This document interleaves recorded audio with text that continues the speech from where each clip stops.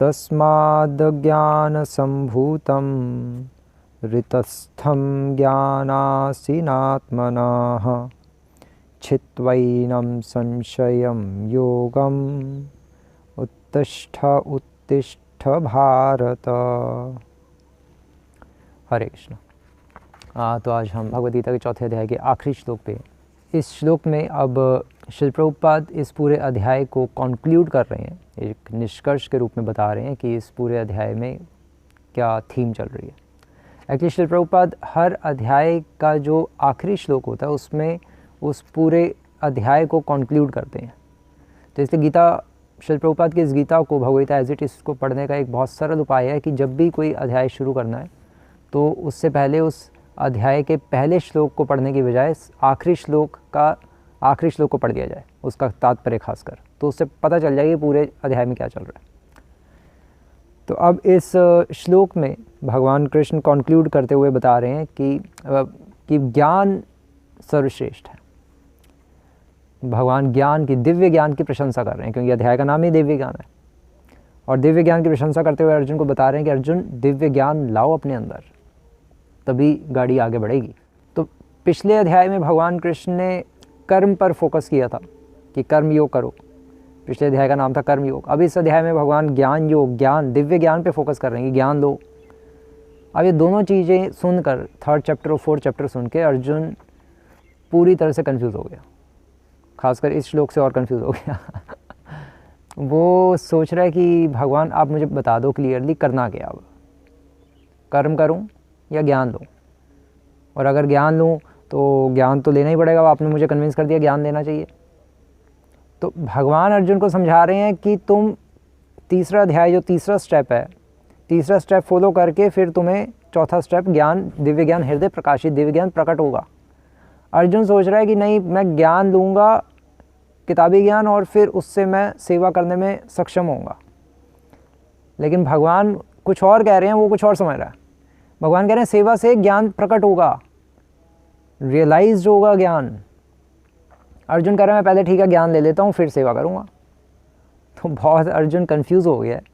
और लेकिन अर्जुन को पता नहीं है कि भगवान ये बताना चाह रहे हैं कि सेवा से ज्ञान की पुष्टि होती है और ज्ञान से फिर सेवा में संतुष्टि होती है।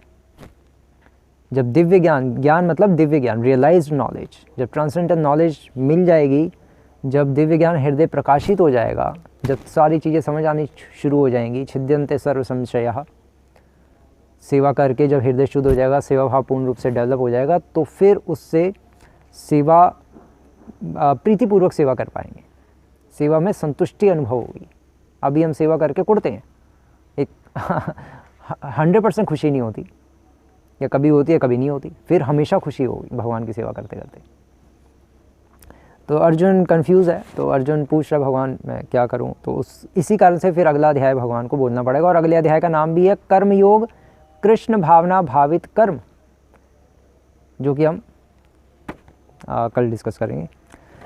तो अब भगवान यहाँ पर अर्जुन को कह रहे हैं कि तस्माद ज्ञान संभूतम, कहने का अर्थ है कि तस्माद का अर्थ है इसलिए अर्जुन, तुम अज्ञान संभूतम, तुम इस अज्ञान को, अज्ञान की जो उत्पत्ति हुई है, जो तुम्हारे हृतस्थम, जो तुम्हारे हृदय में जो ज्ञान की उत्पत्ति हुई है, या जो ज्ञान जमा हुआ करोड़ों जन्मों से तुम्हारे हृदय में अज्ञान जो जमा हुआ है, ज्ञानासिना आत्मनाः, उसको ज्ञान रूपी अस्त्र के द्वारा, दिव्य ज्ञान रूपी अस्त्र के द्वारा काट दो। बाय स्वॉर्ड ऑफ नॉलेज, ज्ञान की तलवार, श्रील प्रभुपाद की बुक भी है ना ज्ञान की तलवार, तो ज्ञान रूपी तलवार से इस अज्ञान रूपी संशय का खात्मा करो।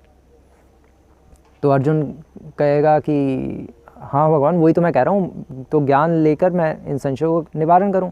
तो मैं अब ज्ञान लेने बैठूँगा, अब जंगल जाके, अब तो पक्का मैं जंगल जाऊँगा और मैं ज्ञान लूँगा, वेद अध्ययन करूँगा, शास्त्र अध्ययन करूँगा, अब तो मैं पक्का युद्ध नहीं करूँगा।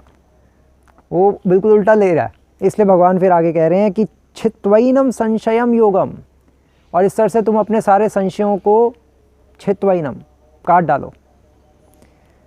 और योगम उत्तिष्ठ उत्तिष्ठ भारत, और फिर भगवान अर्जुन को कह रहे हैं कि अर्जुन, इसलिए तुम योग करने के लिए अर्थात सेवा करने के लिए, युद्ध करने के लिए खड़े हो, और डट के युद्ध करो अपना, तुम भागो मत, अभी तुम्हें सेवा करनी है।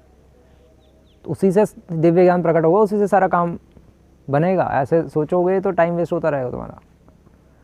तो ये भगवान यहाँ पर बता रहे हैं। और फिर भगवान अब ये तो भगवान ने ब्रीफ में बताया, तो भगवान यहाँ पर बता रहे हैं कि तस्मात् अज्ञान संभूतम, कि इसलिए अर्जुन तुम क्या करो, इस अज्ञान संभूतम, ये जो अज्ञान की जो उत्पत्ति हुई है, कहाँ उत्पत्ति हुई है, तुम्हारे हृदय में, रिक्तस्थम, ज्ञानासीन आत्मनः, उसको ज्ञान रूपी तलवार के द्वारा काटो, अर्थात दिव्य ज्ञान प्रकट करो, सेवा करो, युद्ध करो, अपना दिमाग मत लगाओ, जंगल वंगल कोई नहीं जाना, युद्ध करो, उससे तुम्हारा हृदय शुद्ध होगा।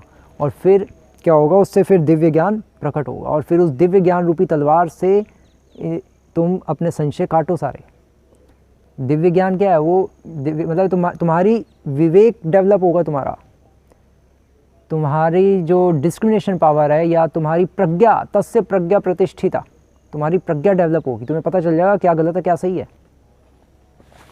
ये भगवान बताना चाह रहे हैं, क्योंकि अर्जुन का कहना है कि नहीं भगवान मैं पहले फिर ज्ञान ही लेता हूँ, लेकिन भगवान कह रहे हैं नहीं, मैं ये नहीं कह रहा, मैं कह रहा हूँ कि 10वें अध्याय में जो भगवान कह रहे हैं श्लोक में, तेषाम सतत युक्ताराम भजताम प्रीतिपूर्वकम, जो मेरी सेवा में सदैव लगा रहता है प्रीतिपूर्वक, ददामि बुद्धि योगम तम येन माम उपयान्ति ते, उसको मैं बुद्धि देता हूँ कि किस तरह से उसको बुद्धि देता हूँ, अर्थात दिव्य ज्ञान देता हूँ खुश होके, प्रज्ञा देता हूँ, दिव्य ज्ञान अर्थात प्रज्ञा, विवेक, एक ऐसी डिवाइन इंटेलिजेंस देता हूँ उसको मैं, एक ऐसी बुद्धि दूंगा जिससे वो संसार में देख पाएगा क्या गलत है क्या सही है, डिस्क्रिमिनेशन पावर डेवलप हो जाएगी, भेद बुद्धि।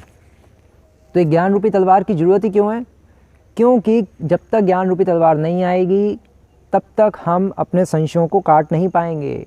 संशय क्या है, संशय इसमें है कि अपराध क्या है और अपराध क्या नहीं है, हमें यही नहीं पता होता, कंफ्यूज होते रहते हैं, ये भी तो संशय है। और कुछ हमें अपराध लगता है और कुछ हमें अपराध नहीं लगता, वो भी एक बहुत ही अजीब सी सिचुएशन है। और कुछ अपराध हैं बट नहीं होते अपराध, ऐसा भी है। और मर्यादा क्या है, मर्यादा क्या नहीं है, ये सब समझने के लिए डिस्क्रिमिनेशन पावर चाहिए, ज्ञान चाहिए, हृदय शुद्ध होना चाहिए, दिव्य ज्ञान प्रकाशित हो चुका होना चाहिए, नहीं तो आगे जाके 10, 15, 20 साल बाद कंफ्यूज हो जाएंगे, मर्यादा उल्लंघन करेंगे, क्योंकि हम भी सीनियर बन जाएंगे, फिर डिवोटी के हम उसमें आ जाएंगे, एक सीनियर डिवोटी ट्रैप में आ जाएंगे, सीनियर डिवोटी बन जाएंगे, तो उससे बहुत एक अजीब सी सिचुएशन हो जाएगी। क्या भोग है और क्या सेवा है, सेवा के नाम पे भोग करते रहेंगे। तो ये जब तक हमारी प्रज्ञा डेवलप नहीं होगी तब तक हम ये ज्ञान रूपी तलवार जब तक नहीं आएगी तब तक ये संशय जो है, कंफ्यूज सिचुएशन, ये ख़त्म नहीं होगी। इस सबको ख़त्म करने के लिए हमें ज्ञान रूपी तलवार चाहिए ही चाहिए।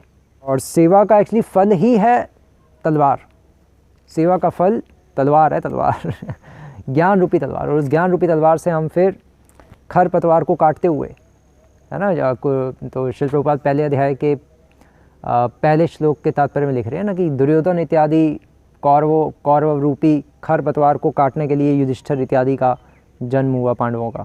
तो उसी तरह से ये तलवार, ज्ञान रूपी तलवार जो हमें मिलेगी तो हम उससे ये खरपतवार मीन्स कि जो भी हमारे डाउट्स रूपी खरपतवार जो है, जितने भी संशय हैं तरह तरह के, कि भोग क्या है, भक्ति क्या है, अपराध क्या है, अपराध क्या नहीं है, तो वो सारी चीज़ों का निवारण हो जाएगा। ये निष्कर्ष है इस श्लोक का। हरे कृष्ण। श्रील प्रभुपाद की